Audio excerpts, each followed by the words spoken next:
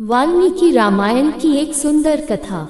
रावण के महल में हर ओर खोजने पर भी जब सीता नहीं दिखाई दी तो हनुमान जी बहुत चिंतित हो गए। उनके मन में विचार आया कि अवश्य ही सीता अब जीवित नहीं है। इस दुराचारी राक्षस ने उन्हें मारा डाला होगा। यहाँ की सभी राक्षस दासियां अत्यंत भीषण एवं विकराल है। भयभीत सीता ने उन्हें देखकर प्राण त्याग दिए होंगे। सीता को न खोज पाने के कारण मेरा यहाँ तक आना ही विफल हो गया। सुग्रीव ने हमें लौटने के लिए जो अवधि बताई थी वह भी बीत चुकी है, अतः अब वहां जाने का मार्ग भी बंद हो गया है। अब वानर मुझसे पूछेंगे कि मैंने लंका जाकर क्या किया तो मैं उन्हें क्या उत्तर दूंगा। ऐसा सोचते हुए वे निराश होने लगे, किंतु अगले ही क्षण उन्होंने फिर विचार किया कि हताश न होकर उत्साह को सदा बनाए रखना ही सफलता का आधार है, अतः मुझे इस प्रकार निराश नहीं होना चाहिए। अब तक मैंने आपन शलाला पुष्प ग्रह, चित्रशाला, रागृह, पुष्पक विमान आदि में सीता को खोज लिया। अब अन्य स्थानों में भी मुझे खोज करनी चाहिए। ये निश्चय करके हनुमान जी नए उत्साह से आगे बढ़े। अब उन्होंने तहखाने में, परकोटे के भीतर की गलियों में, वृक्षों के नीचे बनी वेदियों में और यहाँ तक कि गड्ढों और पोखर में भी खोजा। रावण के अंतःपुर का ऐसा कोई स्थान नहीं बचा जहाँ हनुमान जी ने सीता को ना खोजा हो। फिर भी सीता उन्हें कहीं नहीं मिली। तब वे वहाँ से निकलकर परकोटे पर चढ़ गए और बड़े वेग से इधर उधर टहलते हुए कुछ सोचने लगे। उनके मन में विचार आया कि संपाति ने तो यही बताया था कि सीता आज रावण के महल में है, किंतु यहाँ तो वे कहीं भी दिखाई नहीं दे रही है। कहीं ऐसा तो नहीं कि जब रावण उनका अपहरण करके आकाश मार्ग से ला रहा था तब वे रथ से नीचे गिर पड़ी हो, या भीषण समुद्र को उतनी ऊंचाई से देखने पर भय के कारण उनके प्राण निकल गए हो, अथवा क्रोधित रावण ने या उसकी पत्नियों में से किसी ने ईर्ष्या के कारण सीता जी को अपना आहार बना लिया हो। अब हनुमान जी को निश्चय हो गया कि अवश्य ही सीता जीवित नहीं है। तब उन्होंने सोचा कि श्री राम अपनी पत्नी से अत्यधिक प्रेम करते हैं, उन्हें सीता की मृत्यु का समाचार नहीं देना चाहिए। उन्हें इससे अत्यंत दुख होगा, लेकिन यदि ना बताऊं तो भी उचित नहीं है। अब क्या किया जाए? अब तो मैं किष्किंधा भी वापस नहीं जा सकता हूँ, इससे मैं क्या करूँ? अब या तो मैं वानप्रस्थ हो जाऊंगा अथवा जल समाधि लेकर या अग्नि में कूदकर अपने प्राण त्याग दूंगा, लेकिन सीता का पता लगाए बिना मैं वापस नहीं लौटूंगा। ये सब सोचते सोचते सहसा हनुमान जी ने सोचा कि उधर एक बहुत बड़ी अशोक वाटिका है जिसमें मैंने अभी तक सीता जी को खोजा ही नहीं। अब मुझे यहाँ भी ढूंढना चाहिए। ये सोचते ही हनुमान जी तुरंत खड़े हो गए और मन ही मन सभी देवताओं को नमस्कार करके अशोक वाटिका की ओर बढ़े और उसकी चार दीवारी पर चढ़ गए। वहाँ हनुमान जी को साल अशोक, नीम, चंपा, बहुबार, नागकेसर तथा आम आदि अनेक प्रकार के वृक्ष दिखाई दिए। कोयल आदि कई प्रकार के पक्षी वहाँ कलरव कर रहे थे। सीता की खोज करते हुए हनुमान जी एक से दूसरे वृक्ष पर जाने लगे। उन वृक्षों के हिलने से फूल झड़ने लगे और वहाँ की पूरी भूमि फूलों से आच्छादित हो गई। वाटिका में हनुमान जी को अनेक सरोवर दिखाई दिए जिनमें कमल खिले हुए थे और चक्रवाक, पपीहा, हंस और सारस कलरव कर रहे थे। अनेक नदियाँ उन सरोवर को जल से भरा रखती थी। वहाँ हनुमान जी ने बादल के समान काला और ऊंचे शिखर वाला एक पर्वत भी देखा जिसकी चोटियां बड़ी विचित्र थी। उसमें पत्थर की अनेक गुफाएं थी। उस पर्वत से एक नदी भी गिरती हुई दिखाई दे रही थी। वहाँ शीतल जल से भरा हुआ एक कृत्रिम तालाब भी था जिसमें श्रेष्ठ मुनियों की सीढ़ियां बनी हुई थी और उसमें रेत की जगह मोती भरे हुए थे। विश्वकर्मा के बनाए हुए बड़े बड़े महल और कृत्रिम वन उसकी शोभा बढ़ा रहे थे। फिर हनुमान जी ने एक अशोक का वृक्ष देखा जो चारों ओर से स्वर्ण की वेदिका ऊन से घिरा हुआ था। वे लपक कर उस वृक्ष पर चढ़ गए और उन्होंने सोचा कि दुख से व्याकुल होकर इधर उधर घूमती हुई सीता अवश्य ही मुझे यहाँ से दिखाई देंगी। यह प्रातः काल की पूजा का समय है, अतः अवश्य ही जानकी जी यहाँ जलाशय के तट पर आएंगे। ये सोचकर हनुमान जी उस ऊंचे वृक्ष पर बैठे बैठे आसपास का निरीक्षण करने लगे। वहाँ से थोड़ी ही दूर पर उन्हें एक ऊंचा गोलाकार मंदिर दिखाई दिया जिसमें 1000 खंभे लगे हुए थे। वह कैलाश पर्वत के समान सफेद रंग था और उसमें मूंगे की सीढ़ियां व सोने की वेदियां बनाई गई थी। उस मंदिर को देखते देखते उनकी दृष्टि एक सुंदर स्त्री पर पड़ी जो राक्षसों से घिरी हुई थी। वह स्त्री अत्यंत दुर्बल और कातर दिखाई पड़ रही थी तथा बार बार डक से सिसक रही थी। वह पीले रंग का रेशमी वस्त्र पहने हुए थी। अत्यंत शोक के कारण वह अत्यधिक क्षीण हो गई थी और डेथ के कारण उसकी आंखों से आंसुओं की धारा बह रही थी। उसे देखकर हनुमान जी ने अनुमान लगाया कि अवश्य यही सीता है। तब इस अनुमान की पुष्टि करने के लिए उन्होंने उस स्त्री को ध्यान से देखा। सीता ने जो आभूषण वानरों के बीच गिराए थे उन्हें देख लेने के बाद श्री राम ने बताया था कि अब सीता के शरीर पर कौन से आभूषण बचे होंगे। हनुमान जी ने अब उसी बात की ओर ध्यान दिया। सुंदर कुंडल तथा कुत्ते के दांतों जैसी आकृति वाले त्रिक नामक कर्णफूल उस स्त्री के कानों में सुशोभित थे। हाथों में मणि और मूंगे जड़े हुए कंगन थे। ये सब आभूषण ठीक वैसे ही थे जैसा कि श्री राम ने बताया था। यद्यपि बहुत दिनों से पहने होने के कारण वे कुछ काले पड़ गए थे, किंतु आकार प्रकार से अभी भी वे पहचाने जा सकते थे। इन सब प्रमाणों को देखकर हनुमान जी को विश्वास हो गया कि सीता जी यही है। उनकी वह अवस्था देखकर हनुमान जी दुख से व्यथित हो गए, परंतु उन्हें इस बात से प्रसन्नता भी हुई कि अंततः उन्होंने सीता जी को ढूंढ निकाला है। जब यह निश्चित हो गया कि वह स्त्री ही सीता है तो हनुमान जी उससे मिलने के लिए सही अवसर की प्रतीक्षा में वृक्ष पर ही छिपकर बैठे रहे। दिन बीत जाने पर जब चंद्रमा का उदय हो गया तब हनुमान जी ने सीता को देखने के लिए पुनः दृष्टि दौड़ाई। उन्हें दिखाई दिया कि सीता के आसपास अनेक विकराल राक्षस तो कोई पीली आंखों और विकट मुंह वाली थी। वे सब राक्षस अशोक वृक्ष को चारों ओर से घेरकर उससे कुछ दूरी पर बैठी हुई थी। सीता जी उसी वृक्ष के नीचे बैठी हुई थी। उनके मुख पर दीनता छाई हुई थी, उनकी आंखें शोक में डूबी हुई थी और उनका शरीर बहुत दुर्बल दिखाई दे रहा था। लगभग पूरी रात बीत गई पर हनुमान जी को सीता जी के पास जाने के लिए उपयुक्त अवसर नहीं मिल पाया। अब केवल एक पहर की रात बाकी थी। लंका में जो राक्षस वेदों के 6 अंगों शिक्षा, कल्प, व्याकरण, निरूप, छंद और ज्योतिष सहित संपूर्ण वेदों के विद्वान थे, उनके घरों से हनुमान जी को वेद पाठ की ध्वनि सुनाई देने लगी। उचित समय पर मंगल वाद्यों तथा सुखद शब्दों के द्वारा लंकापति रावण को जगाया गया। काम विकारी होने के कारण उस दुष्ट निशाचर ने जागते ही सबसे पहले सीता का ही विचार किया। उसने अनेक प्रकार के आभूषण धारण किए, सब प्रकार की साज सज्जा की और अशोक टिका में प्रवेश किया। उसकी लगभग 100 सुंदर पत्नियां भी उसके पीछे पीछे वहां गई। उनमें से कुछ ने सोने के दीपक अपने हाथों में पकड़े हुए थी। रावण के आगे आगे भी कुछ स्त्रियां प्रकाश के लिए मशाल लेकर चल रही थी। उन सबके आने का स्वर सुनते ही हनुमान जी तुरंत पत्तों की आड़ में छिप गए। उन्होंने देखते ही पहचान लिया कि यही रावण है, क्योंकि पिछली रात उसी राक्षस को उन्होंने महल में सोया हुआ देखा था। जैसे ही सीता जी ने उस नीच को आते हुए देखा तो वे भय के समान थर थर कांपने लगी। उस दुराचार की दृष्टि से स्वयं को बचाने के लिए उन्होंने अपने अंगों को समेट लिया और श्री राम का स्मरण करके अत्यंत दुख से रोने लगी। पापी रावण ने वहां पहुंचते ही अश्लील बातों से अपने मन के विकारों को प्रकट कर दिया। वह सीता को देखकर बोला, सुंदर रंगों वाली सीते, मुझे देखकर तुम अपने स्तनों को इस प्रकार क्यों छिपा रही हो? पराई स्त्रियों को बलपूर्वक उठा लाना या उनकी इच्छा के बिना भी उनका उपभोग करना राक्षसों की परंपरा ही है, इसमें कोई अधर्म नहीं है। अतः तुम भी मेरी बात मान लो और मेरी शया पर चलो। तुम्हें ये सौंदर्य ऐसे मैले कुचले वस्त्र पहनने, भूमि पर सोने, उपवास करने और चिंताम रहने के लिए नहीं मिला है। मुझे स्वीकार रख करके तुम सुंदर पुष्प मालाओं, चंदन, अगरू, अनेक प्रकार के बहुमूल्य वस्त्र, आभूषण, स्वादिष्ट भोजन पे सुख, शयान, नृत्य, गान, संगीत, वाद्य आदि का सुख भोगो। तुम पतिव्रता होने का संकल्प छोड़ो और मेरे इस राज्य की महारानी बन जाओ। मुझे पराजित करना असुरों व देवताओं के लिए भी असंभव है। फिर तुम्हारा पति तो एक तुच्छ मानव है, वह मुझसे युद्ध करने का विचार भी नहीं कर सकता। वैसे भी अपना राज्य और सम्मान गवाकर वह वन वन भटक रहा है। मुझे तो संदेह है कि अब वह जीवित भी है या नहीं। तुमको पाना तो दूर, वह तुमको अब कभी देख भी नहीं सकेगा। नीच रावण के ऐसे कलुषित विचार सुनकर सीता जी को बड़ी पीड़ा हुई। उन्होंने दुख के साथ कातर स्वर में कहा, पापी तू पराई